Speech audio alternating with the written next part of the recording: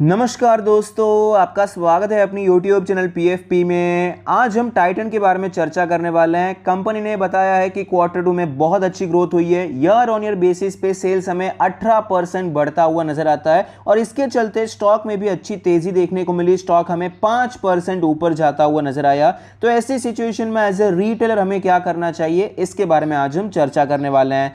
सबसे पहले कंपनी के फाइनेंशियल ट्रेंड पे नजर डाल देते हैं। आप देख पाएंगे रेवेन्यू प्रॉफिट कंटिन्यूअसली ऊपर जाता हुआ नजर आया। 2022 में ऑल टाइम हाई रेवेन्यू और प्रॉफिट रिपोर्ट किया है, जो कि बहुत अच्छी बात है। और आप देख पाएंगे किस प्रकार से आपको प्रॉफिटेबिलिटी में अच्छी खासी गिरावट देखने को मिली थी 2021 में, जबकि रेवेन्यू बढ़ ही चुका था। तो यहां पर मार्जिन कम हो चुके थे, लेकिन मार्जिन में भी बहुत अच्छा बाउंस बैक देखने को मिला। यह भी काफी अच्छी बात हो जाती है। रिटर्न रेशियोज के बारे में बात करें तो ROE 23% है, ROC 30% है, ROA 10% है। तो रिटर्न रेशियोज भी काफी ज्यादा अट्रैक्टिव नजर आते हैं। Leverage ratio debt to equity 0.06 है, इंटरेस्ट कवरेज रेशियो भी 16 है। तो डेट टू इक्विटी रेशियो भी अट्रैक्टिव नजर आता है, ना के बराबर डेट कंपोनेंट आपको यहां पर नजर आता है। शेयर होल्डिंग पैटर्न के बारे में बात करें, टोटल प्रमोटर होल्डिंग है 52.9%, जिसमें से कुछ भी प्लेज नहीं है। Mutual fund 5%, other DII 6%, FII 17%, retail and other category में 19% की हिस्सेदारी है।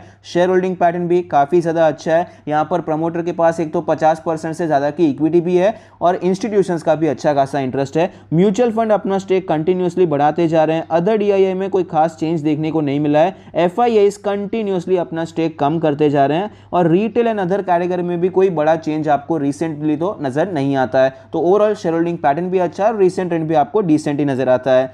वैल्यूएशन के बारे में बात करें, टाइटन का पी रेशियो 106 है, जबकि सेक्टर का 150 के करीब ट्रेड कर रहा है, 140 के ऊपर ट्रेड कर रहा है। Price to book ratio almost 25 है, जबकि सेक्टर का 6 के आसपास है। वैल्यूएशन देखिए सस्ता नहीं है, सेक्टर का भी सस्ता नहीं है और टाइटन का भले ही सेक्टर से सस्ता है, लेकिन 106 का पीई रेशियो मेरे हिसाब से बहुत ज्यादा सस्ता तो इसे नहीं मान सकते हैं। लेकिन जहां पर भी बात आती है ब्रांड की, तो जो ब्रांड वाले स्टॉक्स रहते हैं वहां पर आपको कंपेरेटिवली हायर पी रेशियो ही नजर आएंगे। आप कोई भी स्टॉक उठाकर देख लीजिए, पिडिलाइट देख लीजिए, एशियन पेंट्स देख लीजिए, जहां पर भी ब्रांड का नाम आ जाता है। FMCG में कोई स्टॉक उठाकर देख लीजिए, तो पूरा FMCG सेक्टर जनरली थोड़ा बहुत आपको दूसरे स्टॉक्स के मुकाबले हायर पी पर ही ट्रेड करता हुआ नजर आएगा। उनके लिए 30-40 सस्ता हो जाता है। 80-100 के भी पी रेशियो में भी कई सारे FMCG स्टॉक्स ट्रेड करते हैं। इस हिसाब से देखने जाएंगे तो ठीक लगेगा, लेकिन ओवरऑल प्रीमियम वैल्यूएशन है, ये हमें एक्सेप्ट करना है।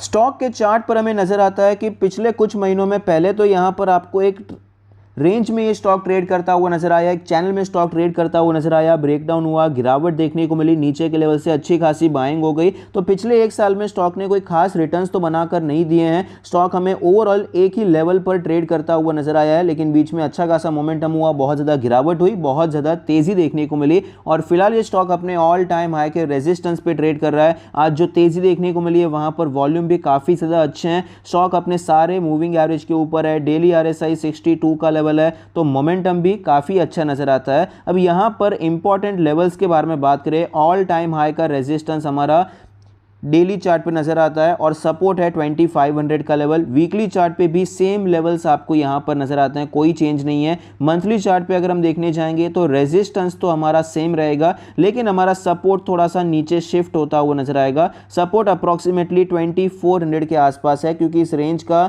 यहां पर लोअर साइड 2400 का लेवल था और यहां पर भी आप देख पाएंगे ये जो मंथ है उसका भी लो अराउंड 2400 का लेवल हमें नजर आता है। तो फिलहाल यहां पर करना क्या चाहिए, तो अगर देखिए हम स्विंग ट्रेड खेलना चाहते हैं तो अभी तो स्टॉक सपोर्ट से काफी ज्यादा दूर है और रेजिस्टेंस के ऊपर गया नहीं है, तो करंट मार्केट प्राइस पे तो कुछ काम नहीं करना चाहिए। हमारी प्लानिंग ये हो सकती है, अभी इतना बड़ा गैप यहां पर हो चुका है तो शायद ये गैप फिल हो सकता है। देखिए गैप फिलिंग हमेशा काम होता है, ऐसा जरूरी नहीं है। यहां पर भी एक अच्छा खासा गैप था लेकिन फिल नहीं हुआ, स्टॉक कंटिन्यूअसली हमें ऊपर आता हुआ नजर आया। लेकिन बाय चांस यहां पर ये गैप फिल हो जाता है तो स्टॉक आपको सपोर्ट के आसपास मिल सकता है, तो वहां पर हम अटेम्प्ट कर सकते हैं।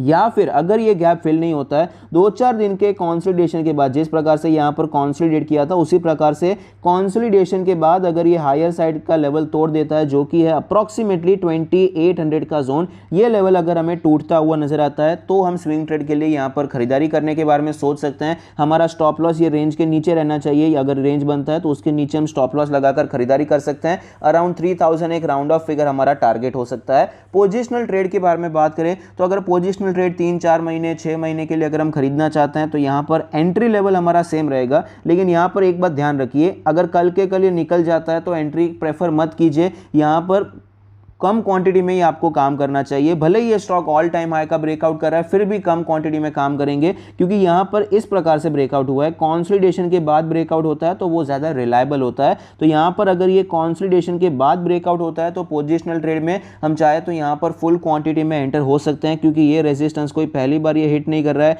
पहले भी यहाँ पर ये ओवरऑल ये जोन रेजिस्टेंस की तरह काम कर रहा था और अच्छा खासा कंसोलिडेशन के बाद स्टॉक ऊपर जाता है तो ये अच्छा सिग्नल है। तो पोजिशनल ट्रेड के लिए हम एंटर हो सकते हैं। हमारा स्टॉप लॉस यहाँ पर थोड़ा डीप लेना पड़ेगा। यहाँ पर स्टॉप लॉस अप्रोक्सीमेटली हम 2600 के थोड़ा नीचे, मतलब 2590 के आसपास हम अपना स्टॉप लॉस लेंगे और खरीदारी करेंगे। और ओपन टारगेट के लिए यहाँ पर हम स्टॉक को छोड़ सकते हैं, कोई इशू नहीं है। जिस प्रकार से स्टॉक ऊपर जाता है हम अपने स्टॉप लॉस को ट्रेल करते जा सकते हैं। लॉन्ग टर्म के बारे में बात करें तो देखिए, वैल्यूएशन के पॉइंट पे हमने देखा वैल्यूएशन महंगा है, इसमें कोई डाउट नहीं है। अगर आप ये एक्सेप्ट करते हैं तो इस प्रकार से हम काम कर सकते हैं। अगर ये ब्रेकआउट होता है तो यहाँ पर सेम सिचुएशन है, कंसोलिडेशन के बाद ब्रेकआउट होता है, आप खरीदारी करने के बारे में सोच सकते हैं। बाय चांस ऐसा नहीं होता है, दोनों पॉसिबिलिटी है, ब्रेकआउट हो भी सकता है, नहीं भी हो सकता है। अगर ब्रेकआउट नहीं होता है, स्टॉक में गिरावट होती है, 2500 का तो एक लेवल है ही जहां पर आप खरीदारी कर सकते हैं। फिर चांसेस ये बढ़ जाएंगे कि स्टॉक थोड़ा और नीचे जा सकता है। इसका रीजन मैं आपको बताता हूं, क्योंकि ऑलरेडी स्टॉक ने ये सपोर्ट 2 बार टेस्ट किया है और स्टॉक ने अच्छा खासा यहां पर गैप अप दिखाया है। गैप अप जब भी मार्केट दिखाता है मतलब कुछ तो अच्छा हुआ रहेगा,